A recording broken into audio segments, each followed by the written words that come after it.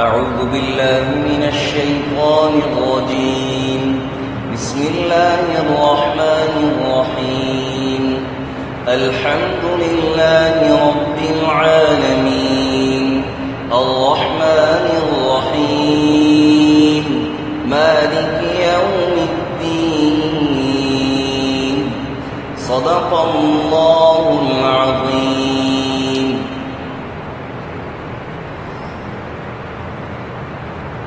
نحمدہ و نصلی علی رسولہ الکریم. یہ سورہ فاتحہ ہے. یہ سورہ فاتحہ مکہ مکرمہ میں نازل ہوئی. سب سے پہلے یہ بات سمجھنے کی ہے کہ قرآن کریم کے اندر دو قسم کی صورتیں ہیں. ایک قسم کی صورتوں کو مکی صورتیں کہتے ہیں اور دوسری قسم کی صورتوں کو مدنی صورتیں کہتے ہیں. اب یہ بات ہمیں کیسے معلوم ہوگی کہ مکی صورتیں کون سی ہیں اور مدنی صورتیں کون سی ہیں؟ تو اس کے لیے محدثین کرام کی دو رائے ہیں. ایک رائے یہ ہے کہ جو صورتیں مکہ مکرمہ میں نازل ہوئیں ان کو مکی صورتیں کہیں گے، چاہے ہجرت سے پہلے کی ہوں یا ہجرت کی بعد میں ہوں. کہ جب نبی پاک صلی اللہ علیہ وسلم مکہ مکرمہ میں تشریف فرما ہوئے اور وہاں پر صورتیں جو نازل ہوئیں ان کو مکی صورتیں کہیں گے، اور جو صورتیں جب نبی پاک صلی اللہ علیہ وسلم مدینہ میں تشریف فرما ہوئے اور وہاں پر صورتیں نازل ہوئیں ان کو مدنی صورتیں کہیں گے. اور دوسری رائے یہ ہے کہ جو صورتیں ہجرت سے پہلے نازل ہوئیں اس کو ان صورتوں کو مکی صورتیں کہیں گے، اور جو صورتیں ہجرت کے بعد نازل ہوئیں ان صورتوں کو مدنی صورتیں کہیں گے.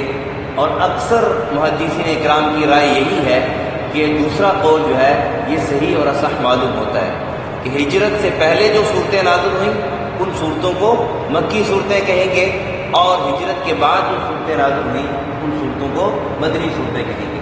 بہرحال یہ سورہ فاتحہ یہ مکی صورت ہے اور یہ وہ پہلی صورت ہے کہ جو پوری صورت نازل ہوئی. اگرچہ آیات تھوڑی تھوڑی آیات اس سے پہلے بھی نازل ہوئی.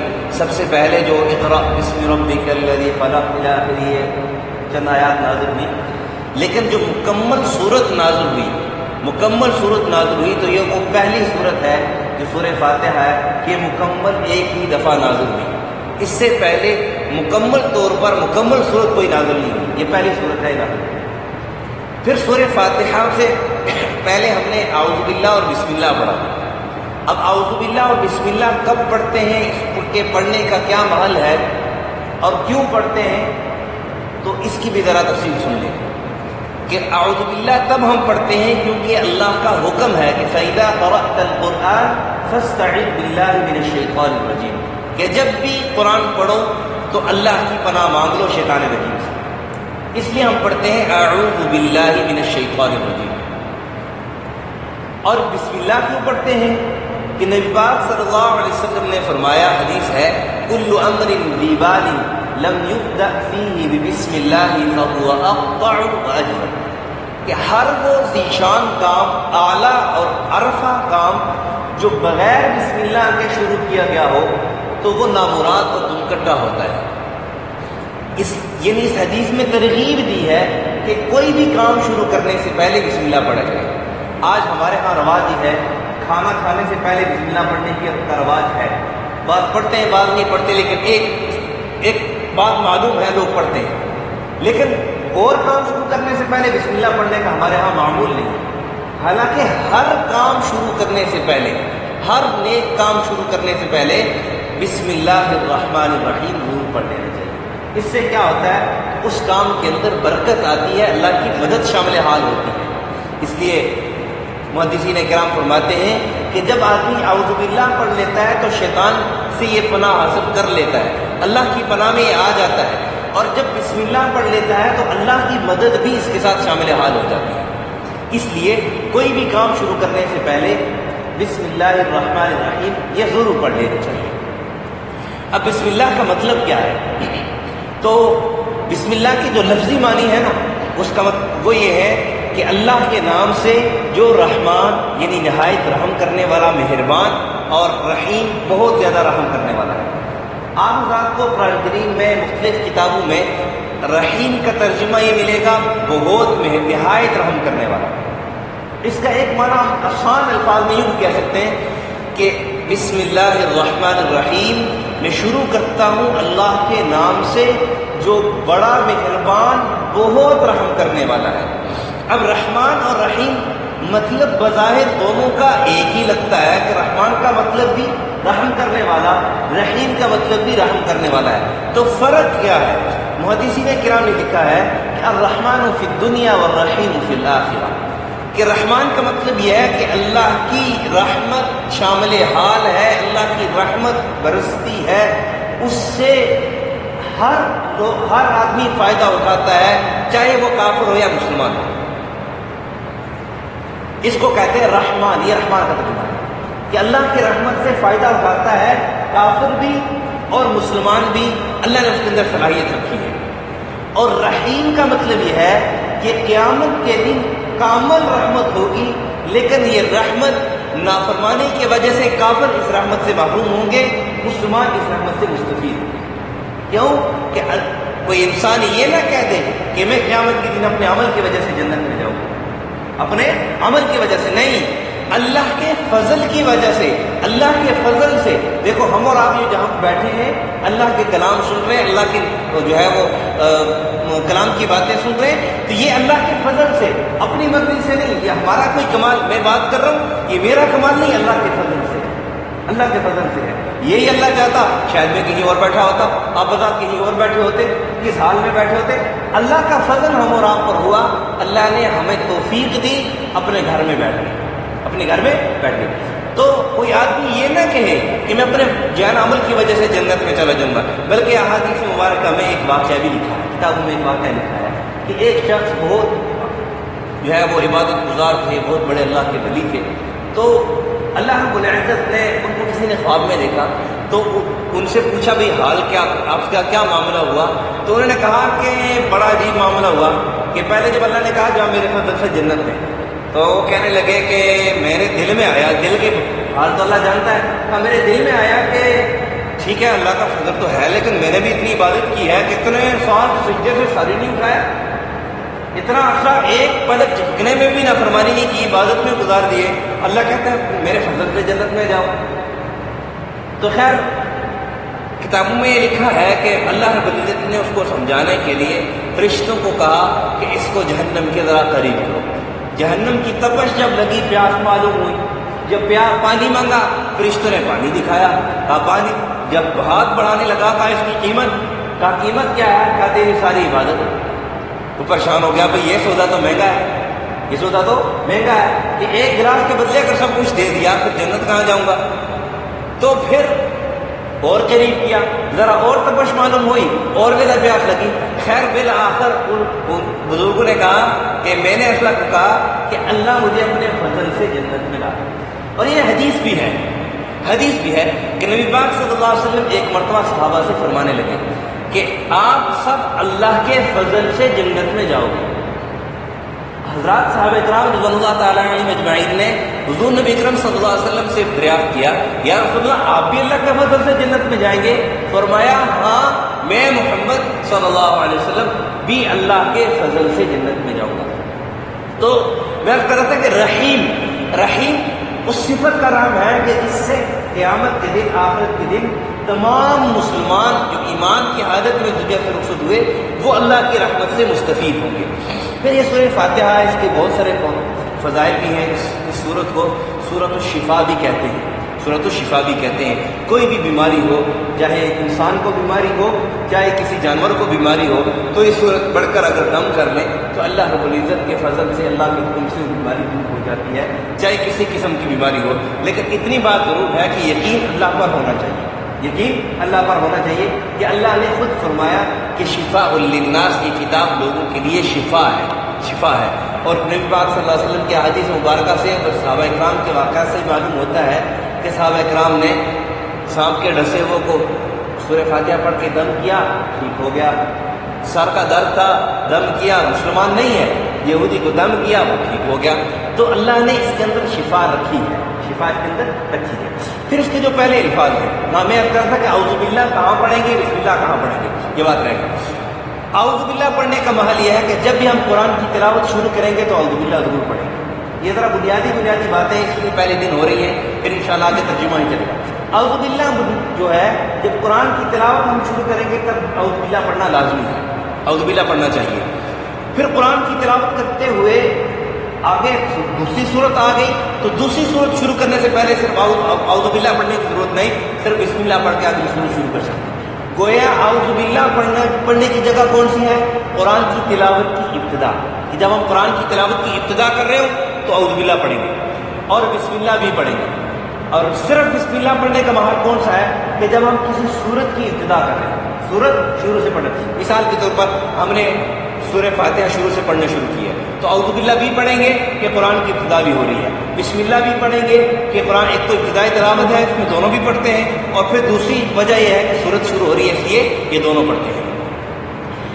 الحمدللہ رب العالمین، فرمایا سب تعریفیں اللہ کے لیے، سب تعریفیں الحمدللہ۔ یہاں پر میں ساتھ ساتھ حروف بھی سیدھے کرتے جاؤں گا، چھوٹی چھوٹی جو موٹی موٹی غلطیاں وہ بھی ساتھ ساتھ عرض کیا جاؤں گا۔ الحمد بہت سارے بات ساتھ پڑھتے ہیں، الحمد نہیں ہے، لفظ ہے الحمد، لفظ کیا ہے؟ الحمدللہ، اور الحمد نہیں ہے، الحمد، ہاں الحمد پڑھے گا تو مانا یہ ہوگا کہ تمام توڑ پھوڑ اعوذ باللہ اللہ کے لیے ہے، یہ بہت بڑی گستاخی ہو جائے گی، اس لیے لفظ کیا ہے؟ الحمدللہ رب العالمین، تمام تعریفیں اللہ کے لیے ہیں۔ اب دنیا کے اندر جتنی بھی تعریفیں ہوتی ہیں، یہ میں اس لیے عرض کر رہا ہوں کہ تمام تعریفیں اللہ کے لیے ایک آدمی کے ذہن میں ایک خلش پیدا ہوتی ہے کہ مثال کے طور پر ایک آدمی اچھی تلاوت کر رہا ہے، ہم کہتے ہیں بڑی اچھی تلاوت کر رہا ہے تو یہ تو اس کی تعریف ہو گئی، تو یہاں پہ تو یہ کہا جا رہا ہے تمام تعریفیں اللہ کے لیے ہیں، تو یہ تعریف تو اس کی ہو گئی، تو یہ اس بات کا یہ جواب ہے کہ کوئی آدمی کسی کی تعریف جو کر رہا ہے تو وہ بھی حقیقت میں ایک اللہ کی تعریف ہے۔ کیوں کہ اس آدمی کو، اس بندے کے اندر یہ جو صفت رکھی ہے جس کی تعریف کی جا رہی ہے، وہ صفت کس نے رکھی ہے؟ اس صفت کا خالق اور مالک کون ہے؟ ایک اللہ ہے، ایک اللہ، اس اللہ نے اس کے اندر یہ صفت رکھی ہے، اس لیے تمام تعریفیں اللہ کے لیے، تمام تعریفیں اللہ کے لیے۔ رب العالمین، جو تمام جہانوں کا رب ہے، جو تمام جہانوں کا رب ہے۔ رب کسے کہتے ہیں؟ رب کسے کہتے ہیں؟ والدین کو بھی نا، والدین کو بھی مجازی رب کہتے ہیں، مجازی رب کہتے ہیں۔ کیوں کہ اپنے بچے کی نا ابتدا سے تربیت شروع کرتے ہیں، اس کی پرورش، بظاہر گھر تو اللہ رہے ہوتے ہیں لیکن ایک سبب کے درجے میں بظاہر یہ والدین اس کے لیے کھانے پینے کا انتظام بھی کر رہے ہیں، کچھ چیز ختم ہو گئی بازار سے لے آیا، بیمار ہو گیا ڈاکٹر کے پاس چیک کروایا، اس کی خدمت خاطر ہو رہی ہے، یہ تربیت اس کی ہو رہی ہے، اور اس کی ایک ادنا سے لے کر اعلیٰ درجے تک اس کو پہنچایا جا رہا ہے کہ بالکل ادنا سا بچہ کچھ دیکھ بھی نہیں سکتا، صحیح بول بھی نہیں سکتا، پکڑ بھی نہیں سکتا، چل بھی نہیں سکتا، کچھ بھی نہیں کر سکتا، والدین اس کے ساتھ محنت کرتے کرتے کرتے کرتے کرتے کرتے یہ ایک بہت بڑا تناور انسان بن جاتا ہے، اور پھر یہ الگ بات ہے، موضوع بدل جائے گا کہ پھر یہ والدین کی مخالف میں آ جاتا ہے کہ ہاں تسی ساڈے واسطے تھے۔ بہرحال یہی بات ہم اللہ کے لیے بھی کرتے ہیں کہ اللہ کی مان کے کیوں چلیں گے، نعوذ باللہ، اللہ نے ہمارے لیے کیا کیا، اللہ نے ہمیں دیا۔ بہرحال یہ انتہائی نامناسب باتیں ہیں، ایسے نہیں کہنا چاہیے۔ تو رب کہتے ہیں جو ادنا سے تربیت شروع کرے اور اعلیٰ درجے تک پہنچا دے اس کو رب کہتے ہیں، اس کو رب کہتے ہیں۔ اور اللہ رب العزت تمام جہانوں کا رب، تمام جہانوں، ان جہانوں میں 18,000 سے زیادہ مخلوقات ہیں، تو تمام مخلوقات کا رب ایک اللہ ہے، ایک اللہ ہے۔ اس کے بعد فرمایا الرحمن الرحیم، جو بے حد مہربان ہے۔ وہی بسم اللہ الرحمن الرحیم میں جو الرحمن الرحیم کا جو ترجمہ و تفسیر تھی وہی یہاں بھی ہے کہ جو بے حد مہربان نہایت رحم کرنے والا ہے، وہی اس کی تفسیر ہے کہ الرحمن فی الدنیا والرحیم فی الآخرہ۔ پھر آگے مالک یوم الدین، مالک یوم الدین، روز جزا کا مالک ہے، روز جزا کا مالک ہے۔ اب یہاں پر ایک بات ذہن میں آتی ہے، سوال ذہن میں آتا ہے کہ یہاں پر کہا روز جزا کا مالک ہے، تو اس سے بات سمجھ میں آتی ہے کہ اللہ صرف روز جزا کا مالک ہے، باقی چیزوں کا مالک نہیں ہے۔ تو یہ روز جزا کا مالک کہنے کا مطلب صرف یہ اس کی علو شان بیان کرنا ہے، علو شان بیان کرنا ہے، ورنہ تو اللہ رب العزت ہر اول ہر آخر تمام مخلوقات کے رب، پالنے والے، اس کے خالق اور مالک ہیں۔ لیکن مالک یوم الدین کیوں کہا؟ کہ دنیا کے اندر ساری چیزوں کے خالق اور مالک اللہ ہیں، لیکن بظاہر عارضی طور پر ہم مالک بنے ہوئے، یہ میرا پلاٹ ہے، کیا کہتے ہیں، یہ میرا پلاٹ ہے، یہ میری ملکیت ہے، یہ زمین میری ملکیت ہے، یہ گھر میرا ملکیت ہے، ایک عارضی۔ قیامت کا دن وہ ہوگا کہ یہ عارضی ملکیت بھی کسی کی کچھ نہیں ہوگی، عارضی ملکیت بھی کسی کی کچھ نہیں ہوگی، سب چیزوں کا تنے تنہا مالک جیسے اللہ اب بھی ہے ویسے ہی ہوگا، لیکن دنیا میں اللہ تعالیٰ نے ایک عارضی طور پر کسی کو مالک بنایا ہے، کسی کو بادشاہ بنایا ہے، اس وقت یہ سب چیزیں یہ بھی ختم ہو جائیں گی، کسی کے پاس کوئی ہے نہ عارضی ملکیت، ویسے تو ہے ہی نہیں ملکیت، عارضی ملکیت بھی کسی کے پاس نہیں ہوگی۔ فرمایا روز جزا، اچھا روز جزا کہتے کس کو؟ دین، یوم الدین، یہ دین سے جزا کا دن، جزا کا دن، کہ جس دن آدمی کو اس کے کیے ہوئے اعمال کا بدلہ ملے گا، کہ دنیا کے اندر جو کیا فَمَن يَعْمَلْ مِثْقَالَ ذَرَّةٍ خَيْرًا يَرَهُ، ذرا برابر بھی جو عمل کرے گا وہ قیامت کے دن اس کا بدلہ اس کو ملے گا، اس کو دیکھے گا، اور ذرا برابر برائی کرے گا، برا عمل کرے گا، وہ بھی قیامت کے دن دیکھے گا اور اس کا بدلہ بھی اس کو ملے گا، اور پورا جزاء وفاقا، پورا جزاء من ربک عطاء حسابا، حساب کے ساتھ حساب کتاب ہوگا، مکمل حساب کتاب ہوگا۔ اس میں لا يتکلمون الا من اذن له الرحمن وقال صوابا، اللہ کے علاوہ کسی کو بولنے کی اجازت بھی نہیں ہوگی، بولنے کی بھی اجازت نہیں ہوگی اللہ کی اجازت کے علاوہ۔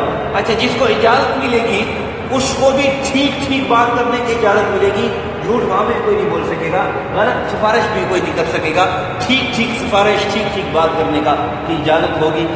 یہ تھی ان آیت کا مفہوم و مختصر خلاصہ۔ ترجمہ ایک بار پھر فرما لیجیے، اعوذ باللہ من الشیطان الرجیم، میں پناہ میں آتا ہوں اللہ کی شیطان مردود سے، بسم اللہ الرحمن الرحیم، شروع اللہ کے نام سے جو بے حد مہربان نہایت رحم کرنے والا ہے۔ الحمدللہ رب العالمین، سب تعریفیں اللہ کے لیے ہیں جو سارے جہانوں کا پالنے والا ہے۔ الرحمن الرحیم، جو بے حد مہربان نہایت رحم کرنے والا ہے۔ مالک یوم الدین، جو روز جزا کا یعنی قیامت کے دن کا مالک ہے۔ اللہ سے دعا ہے کہ اللہ ہمیں سمجھ اور عمل کی توفیق عطا فرمائے۔ الحمدللہ رب العالمین والعاقبۃ للمتقین، والصلاة والسلام على اشرف الانبیاء والمرسلین وعلى الملائکة المقربین وعلى عباد اللہ الصالحین۔ ربنا ظلمنا انفسنا وان لم تغفر لنا وترحمنا لنكونن من الخاسرین۔ اللهم ارحم على حالنا ولا تنظر الى سوء اعمالنا، اللهم اشف مرضانا ومرضى المسلمین، اللهم اقض حاجاتنا عن الغیب۔ یا اللہ ہم سب کو اپنا پاک کلام صحیح طریقے سے سمجھنے، سیکھنے، اس پر عمل کرنے، اس کو دوسروں تک پہنچانے کی توفیق نصیب فرما۔ یا اللہ ہماری اس کاوش کو، اس کوشش کو اپنی بارگاہ میں قبول فرما۔